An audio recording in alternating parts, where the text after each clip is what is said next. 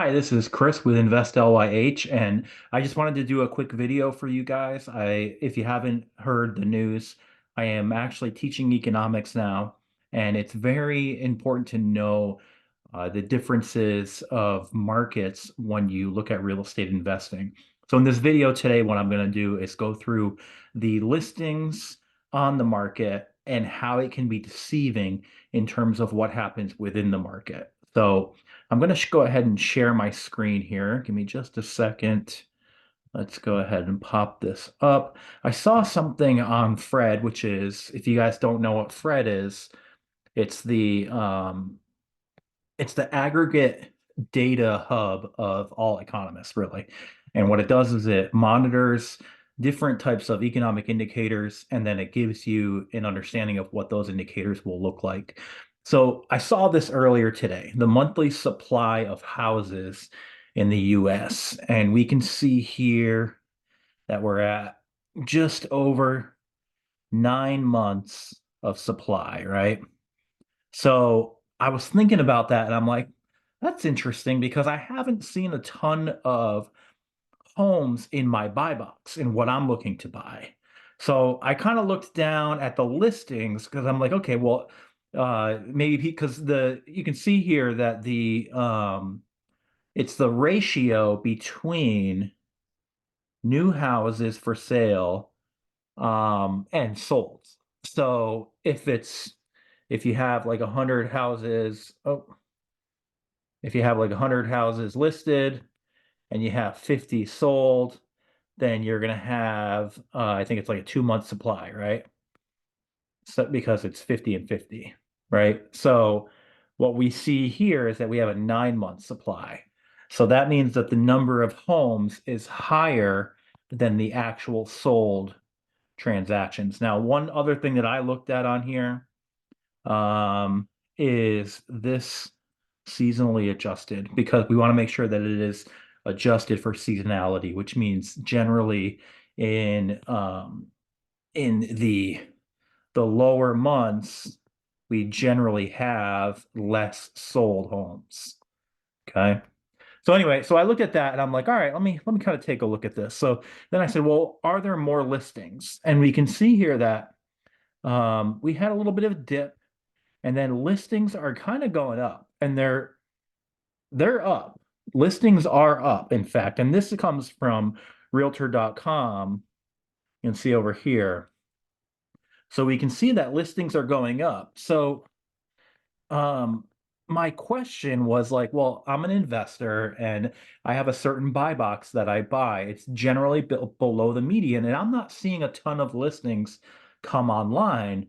So what does that tell me? If listings are up, but my listings are flat for my buy box, what does that tell me? So what I did is I took a look at Redfin data, and we can see here that this is taken recently for the city of Lynchburg and then a couple of surrounding areas, Madison Heights, Forest, right? I think I have some Campbell County homes in here too.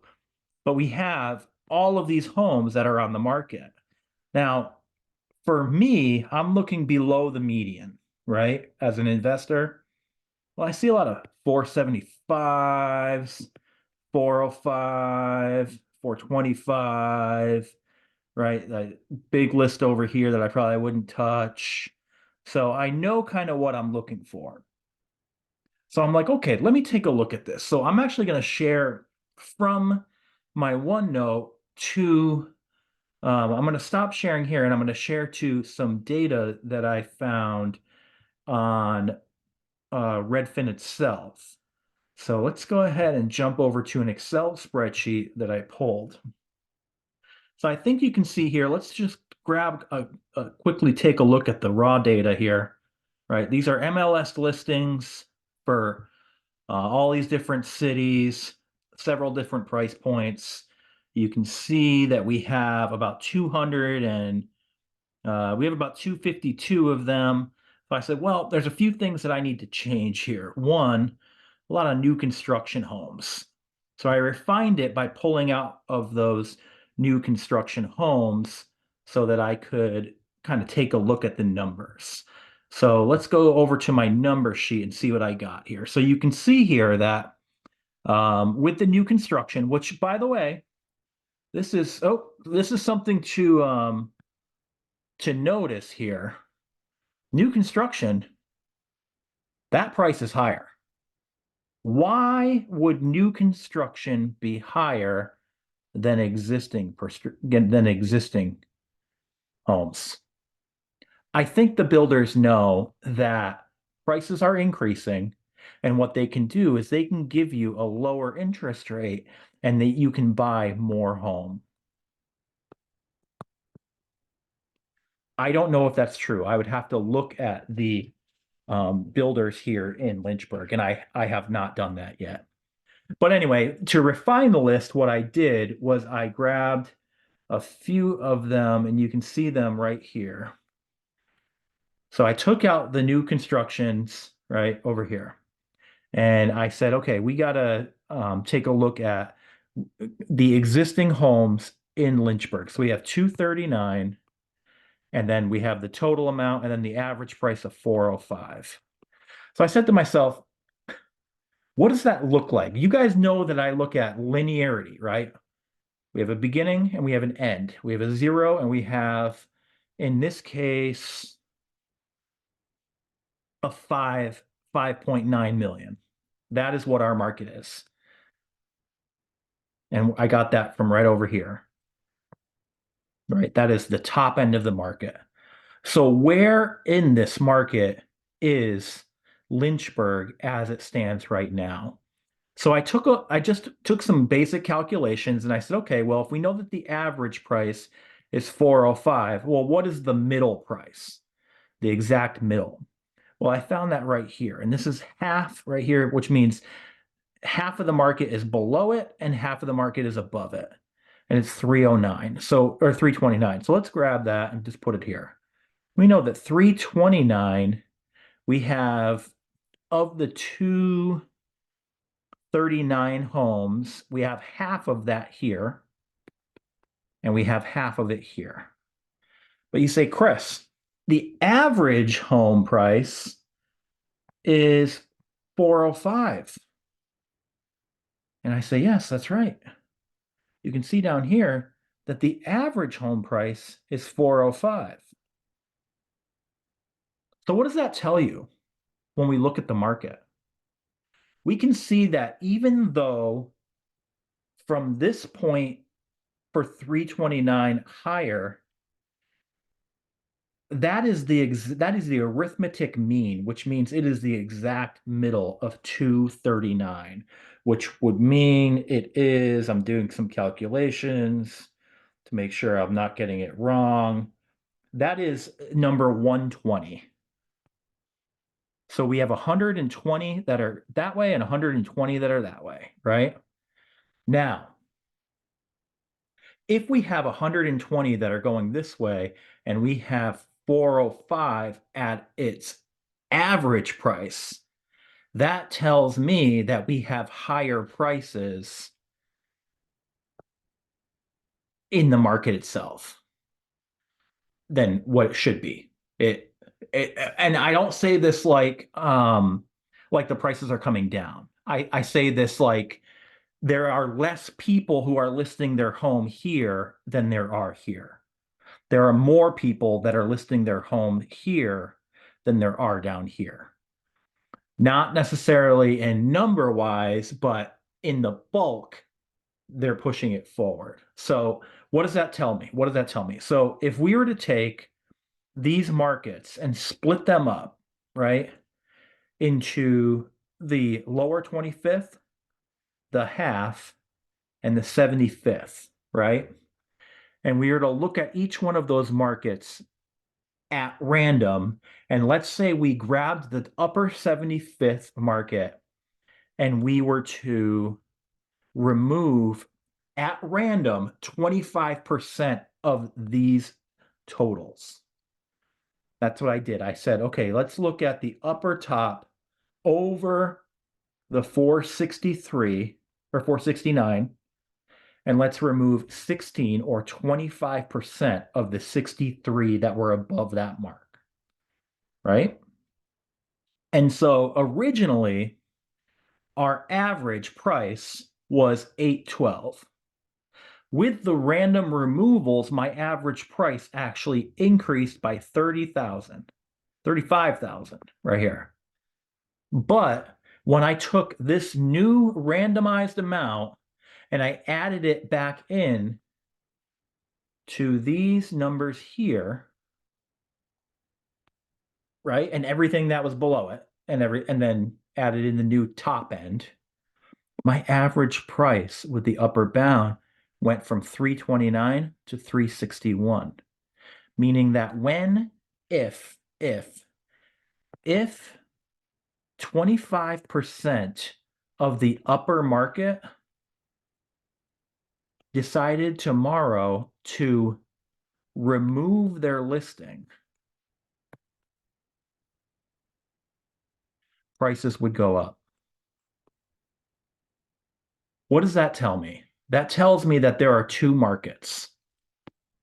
Two markets. If we were to take this and split, and generally what I'm doing now is I'm looking at the median, which we know from up here is 329. I think I wrote mean up there, but we know that it's 329. And what I'm doing is I'm looking at 329 times 0.75. We're looking at 75% below this number. And what we get is around 247. So for this market where we have 0 to 247K, there are no listings. For anything above 247 to 5.9 million, there are hundreds of listings. Excuse me. What does this tell you? If we can agree that we were to take these two markets together, right, and combine them, and we now had, whoa, what happened? Hold on. Hold on.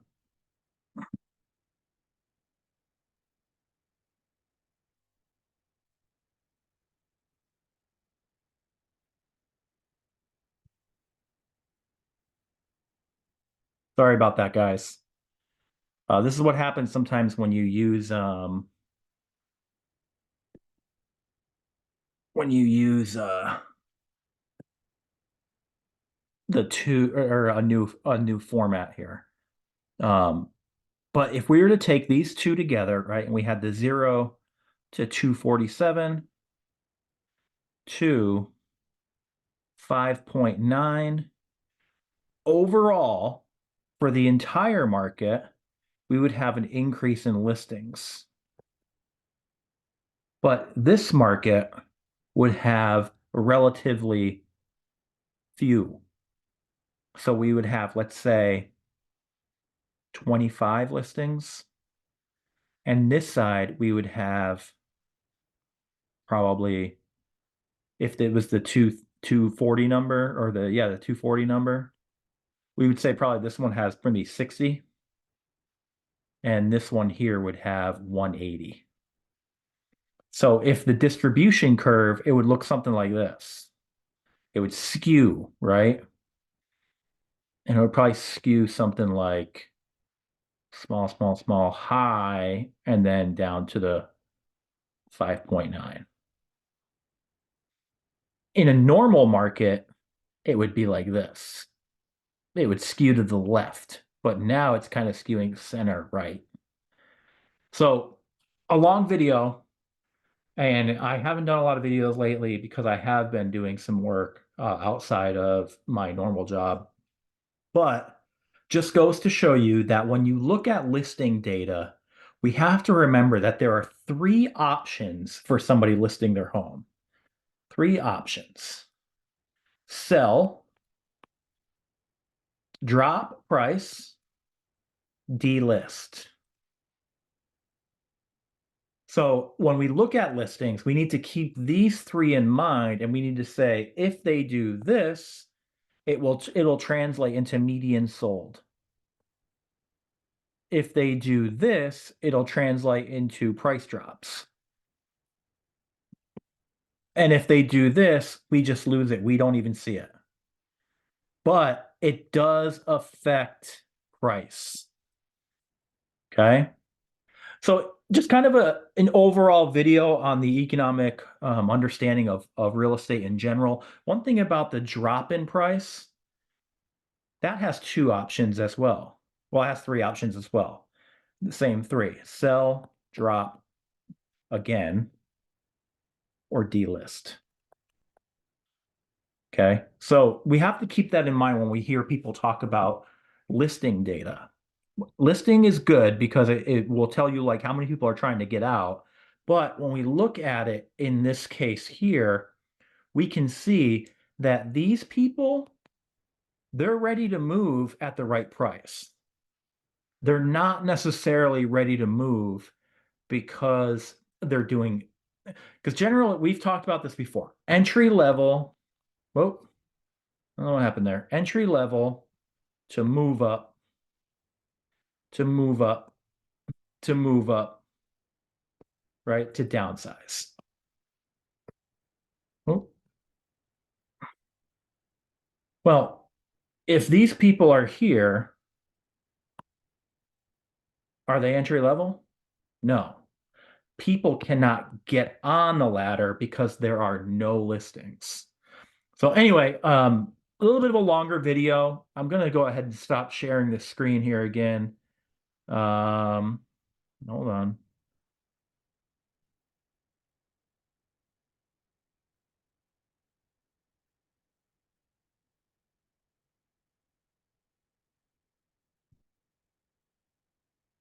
All right. Well, anyway, guys, a little bit of longer video today. I just wanted to kind of just jump into it and show you guys that even though you can see the data out there sometimes, a lot of times it can be misleading if you don't understand market dynamics.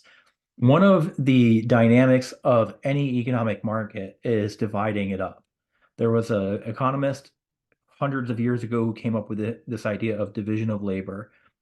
What that gave economists is the idea to divide up things. And when we look at our markets and we divide them up, like when we look at it from, this is why statistics is so important to economics, because it allows for, I am going to share my screen one more time because I want to get this, I want to show you guys this really quickly.